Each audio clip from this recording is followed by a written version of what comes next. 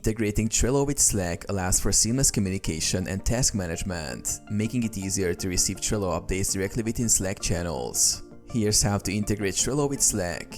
Install the Trello Slack integration. Go to the Slack app directory. In Slack, visit the app directory and search for Trello. Add the Trello app. Click Add to Slack and authorize Slack to access your Trello account. Connect Trello to Slack. Follow the prompts to sign into Trello and select the Slack workspace where you want to use the integration. Set up notifications. Once Trello is connected to Slack, choose the Trello boards you want to receive notifications from. You can configure notifications to alert your team when a card is created, moved, or updated. A due date is approaching. A card is assigned to a team member. Notifications can be directed to specific Slack channels or direct messages to ensure the right team members are notified. Use comments in Slack. In Slack, you can use comments like /Trello to interact with your boards. For example, /Trello add card name to create a new Trello card from Slack.